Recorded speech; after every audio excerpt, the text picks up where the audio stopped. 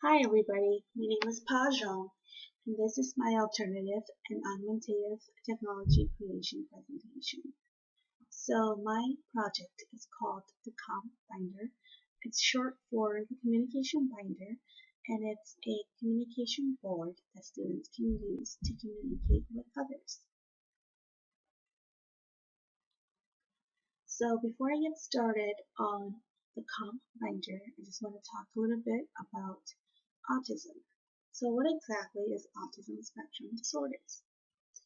According to the Autism Speaks website, autism or autism spectrum disorder refers to a range of conditions characterized by challenges with social skills, repetitive behaviors, speech and nonverbal communication, as well as by unique strengths and differences. So there's just not one form of autism, but many different forms of autism, which are caused by different combinations of genetic and environmental influences. So the term spectrum reflects the wide variation in challenges and strengths which are possessed by each individual student with autism. So the most obvious signs of autism tend to appear between the ages of 2 and 3, and in some cases it can be diagnosed as early as 15 months. Other forms of developmental delays associated with autism can be identified and addressed even earlier than that. So, without wasting any time, parents with concerns about their child should seek out their pediatrician and have an evaluation done on the child because early intervention can improve outcomes. So some characteristics of autism include lack of social skills, so things such as basic communication skills, expression, expressing feelings and emotions, showing sympathy and empathy, reading body language and facial expressions, interpersonal skills, problem-solving skills, and so forth. Some other characteristics of autism include repetitive behavior, so stereotyped or repetitive motor movements such as flapping, rocking back and forth, pacing back and forth, skipping, head movements such as nodding, shaking head. Other repetitive behaviors may be violent and unpleasant, so things such as head banging, biting, hitting, spitting, and so forth. Another repetitive behavior may be echolalia, so repetition of another person's spoken words. So a student with autism may repeat after somebody constantly. Another repetitive behavior is insistence of sameness. So that just means the student likes to do the same things over and over again, like to eat the same food every day, so maybe they just like eating sweets and won't try any other kind of food, taking the same route to get to places. So some students may, take shortcuts, or they may want to, go up the stairs to get to other places. Other things include lining up toy cars or other objects, putting things into different categories such as the same color, the same size, and etc. Talking about the same thing over and over again, so they might constantly talk about cars, maybe they're always talking about the weather. I'm asking the same questions over and over again, such as why not, why is that, why do you do that? So just repeating the same questions over and over again.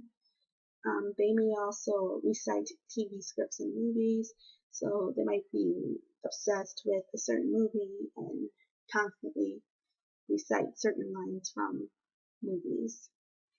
Other repeated behaviors include ritualized routines, so just having a set schedule with no interruption in the schedule.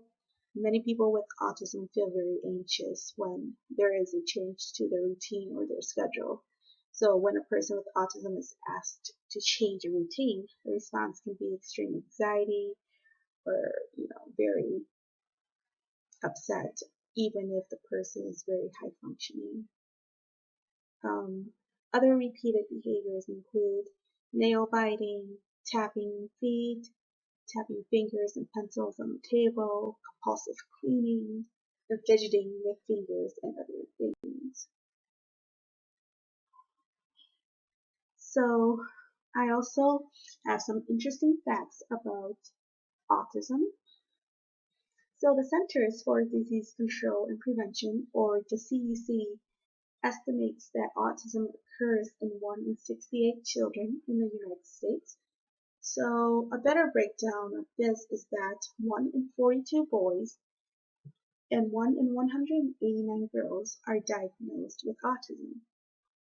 About 50,000 teens that become adults lose their school-based autism service per year. About a third of people with autism remain nonverbal. About one-third of people with autism have an intellectual disability. Certain medical and mental health issues frequently go hand in hand with autism. So these include things such as gastrointestinal disorders, seizures, sleep disturbances, attention deficit and hyperactivity disorder, or ADHD, anxiety, and phobias. So there is a misconception that repetitive behaviors are negative, but that's not always the case. So some questions to consider when deciding whether a behavior is negative or not is, first of all, is the individual unable to stop the behavior independently? Is the behavior impeding their learning or those of others? Is the behavior limiting the individual's social opportunities? Is the behavior causing significant disruption to other people, such as parents, caregivers, and families? So certain behaviors may become a behavior issue if it becomes too overbearing, especially when it's a negative behavior. So when it's harmful to the student or others, such as hitting, kicking, biting, and so forth.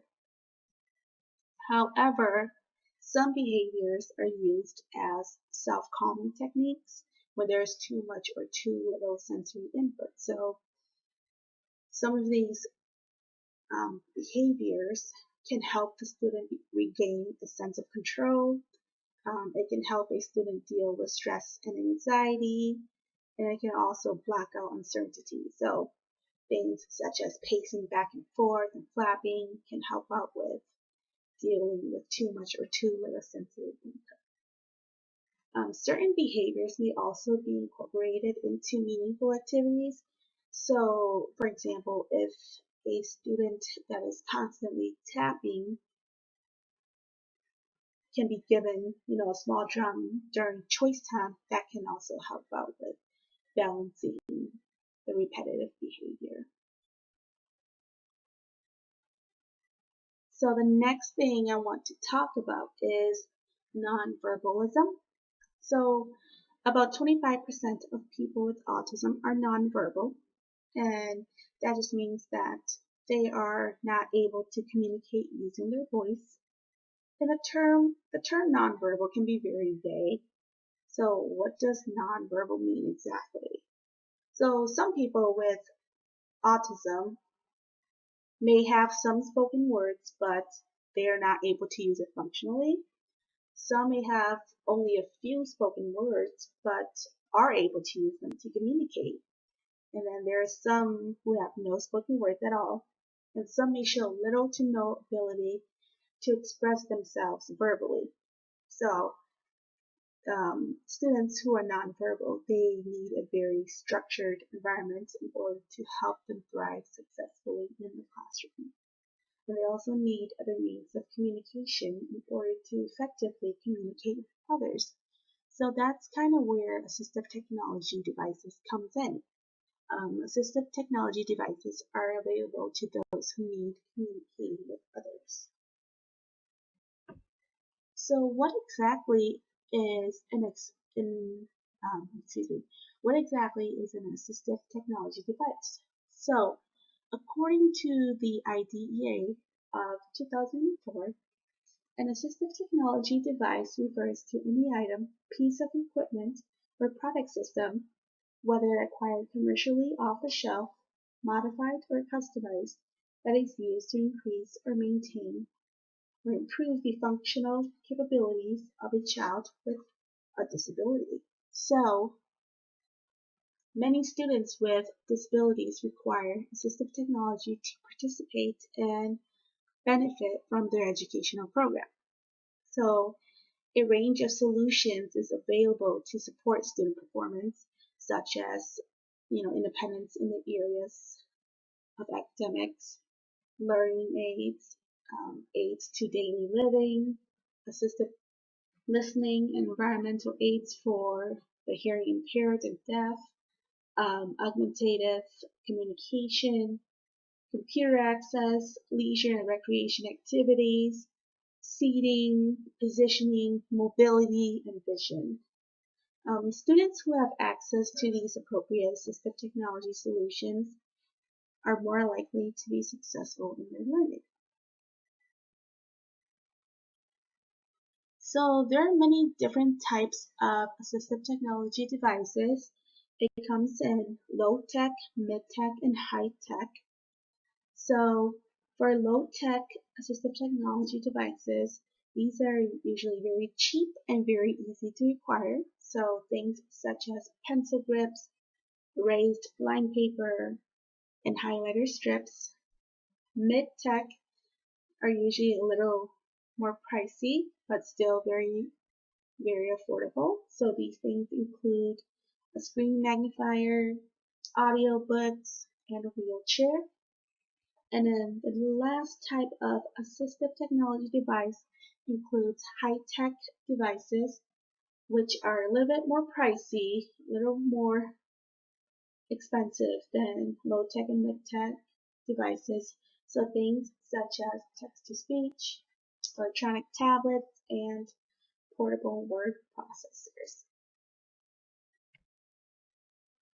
So that brings us here to the Alternative and Augmentative Technology Creation Project. So the purpose of this project was to create your own assistive technology device for a nonverbal student with autism spectrum disorder.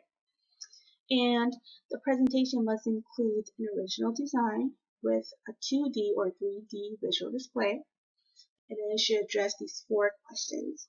How does it promote language and communication needs of students with autism spectrum disorder? Accessibility, so can students use it in a variety of environments? How would you train students, parents, teachers, and administrators to use it? And finally, any special features that your device may have. So my creation is called the Comm binder, and it's just short for the communication binder. So my project is a communication binder that includes pictures that are arranged in a variety of categories. So each section includes various picture choices. The Comm binder is created specifically for students with autism who are nonverbal. So each section is used to promote communication in various settings.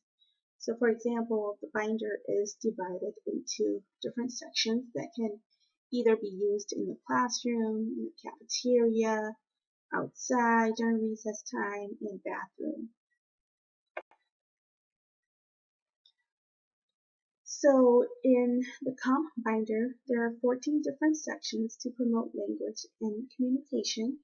So I have sections for a daily schedule, rules, hygiene, clothing, voice level, everyday conversations, choice time activities, food and drinks, playground activities, school supplies, emotions and feelings, taking a break, and a calm down list.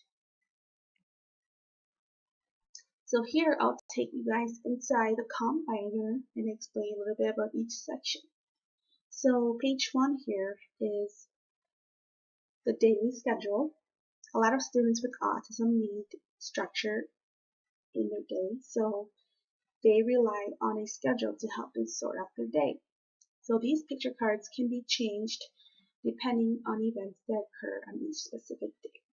So, for example, if there is a change in the schedule, the teacher can prepare the child by switching out specific cards and letting the child see what the day will entail. This page here are expectations and green choices that the student is expected to follow. So green choices are basically just positive choices that the student can make throughout the day. So some of these green choices include standing in line, listening to the teacher when they're speaking, sitting still, and having safe hands. So this page can be referred to when the student is not following directions or if the student just needs a little reminder of what kind of positive choices to make throughout the day. Page 3 here includes acceptable behaviors, which are being quiet, listening to the teacher, using nice words, and working at your desk quietly. So again, this is just a reminder for the students to use acceptable behaviors throughout the day. This is a visual that teaches students how to brush their teeth. So a lot of students with autism do not particularly have the best hygiene, so it's important to practice safe hygiene. The student can follow this visual to help them practice brushing their teeth. It has nice big pictures for the student to follow, so that's very helpful for them. The next visual here is a step-by-step visual on how to use the bathroom. A lot of students with autism are not potty trained or are in the process of learning how to use the toilet appropriately. So the student can follow this visual to help them practice bathroom procedures. This is a visual for getting dressed. The student can follow this visual to help them practice how to put on clothes and what goes on first. So for example, the underwear goes on first and then the pants goes on second, not the other way around. Socks goes first, then shoes, not shoes first and socks. So it's easy for the student to look at this and follow along and learn how to put on clothes properly. This is a visual for various pieces of clothing. The student can use this when referring to certain types of clothing. So if they want to pick out a certain piece of clothing to wear, they can use this visual to help them communicate what they want to wear. This is a visual to help the student measure their volume level. So there are voice expectations for various settings throughout the school. The child may use this visual as a guide to help follow so that they will know exactly when to use the appropriate voice levels. So as you can see here, the higher the red area is, the louder the voice level. So voice level expectation cards can be changed out depending on where the student is. So for example, if the student is in the library, the voice level expectation is quiet. If they are outside during recess time, the voice level expectation can be at raised voice or loud. This next page is an everyday basic conversation section. The student can use simple conversation picture cards to start basic conversations with others. So all the student has to do is select the card corresponding to what they want to say and place it in the big white box. So the options for conversation starters are on the next two pages. This is page 1 of basic conversation pieces.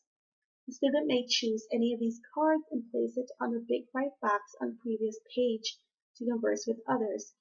So some pieces on this page includes, can I play? I don't like that, and please be quiet. This is page 2 of basic conversational pieces. So again, the student may choose any of these cards and place it on the big white box on the previous page to communicate with others. And some examples on this page are, don't do that, I need help, and play with me. This is an I'm working for chart. So this is the most common conversation piece to any communication board. You will almost always see this conversation starter on any communication board. And this page can be used during academic time, and students can choose what they want to write for during the choicing. So once the 5 smiley faces are checked off, that means the student has earned what's picked for choice time. So there is a series of rules at the top as well, so the student is reminded of what the expectations are, and they can work hard to earn their choice time. The next page here shows the free choice activities that the student can choose from. They can pick anything on this list and place it on the I'm working for box to let the teacher know what they are working for. So I like to give the students lots of options to choose from. I usually use this chart when we are working on academics so that it can serve as an incentive chart. I feel like if students have something to look forward to, they are more willing to do the work to get what they want. This page is the I want to eat section. It's a very important section. The student can use this during lunch snack time to let the teacher know what they want to eat. A lot of students with autism can be very picky, so it's nice to let them choose what they want to eat. This next page is just filled with food and snack choice items that students can choose from. So whenever I am having a child choose what they want to eat, I need to make sure I'm only showing options that are available for that particular day. So that means any food option that is not available should be removed from the chart so that it doesn't confuse or upset the student if they pick something that is not on the menu. So this page here just has more food choice items that can be substituted depending on what is being served during lunchtime. Here we have the I want to drink section. The student can select from a variety of drink options. So these choices can be removed when it is not an option being offered at the time. This can also be used when a student is thirsty and needs to tell the teacher what he or she wants to drink. So these are just some of the drink options that the student can choose from. Pop and juice may not be the healthiest option, so they can be removed from the list when giving the student drink options. So this next page allows the student to choose what they want to play with during recess time. The student may choose to do various activities during recess, so I have included a first, then, next option as well. The student can choose what he or she wants to do first, second, and last. So these are the playground activity choices that the student can choose from. There are many options to choose from, and the student can choose whichever one they want to play with during recess time. They have the choice to choose more than one option during recess. This page shows a bunch of supplies, and it can be used when the student needs a specific school supply such as a pencil, glue, or scissors. The student simply places what they want in the space provided, and the teacher will get the student what they need. This next part here is an emotions and feelings section. So sometimes it's really hard to tell why a student is upset, especially when it comes to students who are nonverbal, because they might not be able to communicate with the teacher how they are feeling. So this page here allows the student to tell the teacher how they feel. It has 60 emotions that the student can choose from. Here we just have examples of emotions that the student can choose from. I have here happy, surprised, sad, and angry. So these can be swapped out with more emotions on the following page. So here are just more emotion cards that can be changed according to how the student is feeling at the moment.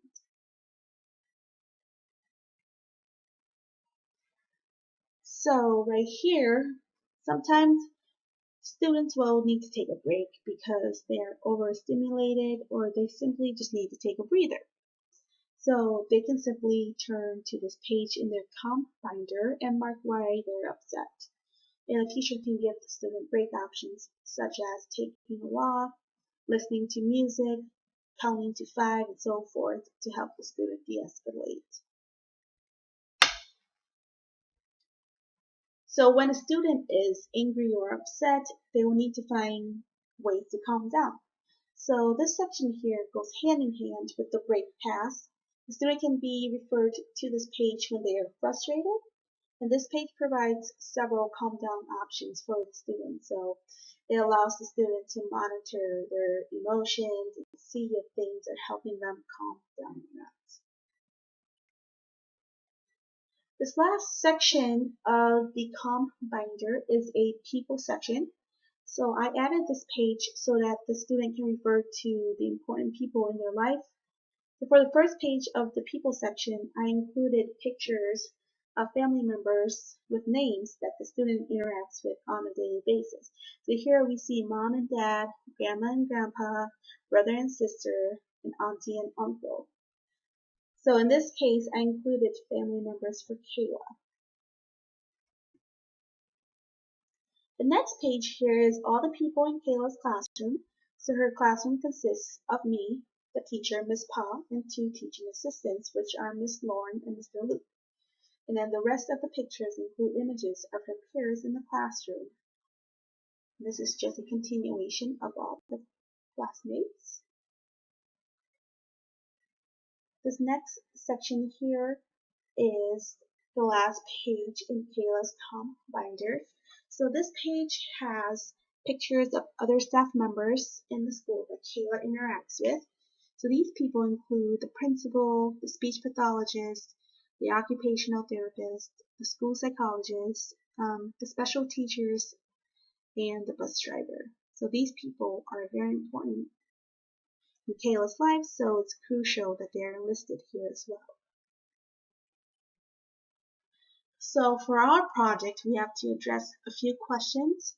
So the first one is, how does it promote language and communication needs of students with autism spectrum disorders?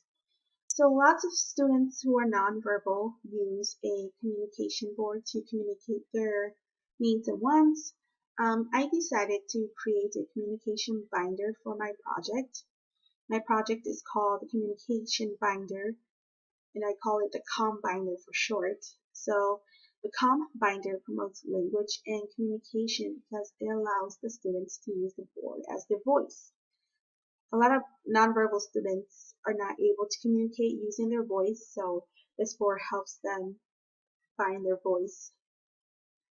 There's not a right or a wrong way to use it. The Comm binder is very versatile and students can use it in any way they want in order to help them communicate more effectively. So some students may be able to say a few words here and there, but they're not able to formulate cohesive sentences or hold basic conversations with others. So the communication binder can help the student express his or her needs more effectively. Accessibility. So can students use it in a variety of environments? The answer is yes. The best thing about the Comm binder is that it can be used in a variety of settings. The Comm binder is not limited to just using it at school. So it can be taken home and it can be used at home as well. The student can even take it with them when they are in public spaces such as the store, the restaurant, the park, and so forth. How would you train students, parents, teachers, and administration to use it? The Combiner may take some getting used to at first, but with much practice, the student will get the hang of it in no time. The Combiner will slowly be introduced to the student. The teacher will model how to use the Combiner many times, and the student will have plenty of opportunities to practice it. So the student will also be taught when to use the different sections of the binder, and the binder will be used during different periods of the day. So maybe during the morning time, during the lunch time, bathroom time, snack time, and so forth. so they will have lots of practice in different settings throughout the day. Students will be encouraged to use the Comm binder and will be reminded to grab their Comm binder when the time calls for it. So once the student starts to understand that communicating through the Comm binder is much more effective, they will start to use it more often. The Comm binder is very self-explanatory, very easy to use, so parents, teachers, and administrators do not need much practice with it at all. So once it has been practiced a few times, it will be easy to use for all parties involved with the student. Parents, staff members are encouraged to remind the student to grab their Comm binder when they need something. So there will be a one-day training for parents to learn how to access and use the Comm binder. Teachers and administrators will also receive training on how to use the Comm binder once it has been decided that the student needs it. So special features. My creation is pretty extensive compared to other manual communication boards that I've come across. I have a lot of sections in my Comm binder, and I know it can get overwhelming when there's so many pages to navigate through, but I also created tabs that are easy to read and color coordinated, so the student can go straight to the page that they need in order to communicate with others. And I also included a hygiene section in my communication binder, so the student has visuals of how to brush teeth, how to use the bathroom, and how to get dressed, which I think can be very helpful for the students and can help them practice doing those things. So that concludes my creation project. I really think this communication binder will benefit students with communication needs, especially those with autism and those who are nonverbal, because it's really easy to use and it allows the student to have a voice of their own. So this communication binder can really help out with those needs, and because it's very detailed and provides so many options to communicate, I feel like this would be very beneficial for students who are nonverbal. Alright, so that is it for my presentation. Thank you guys so much.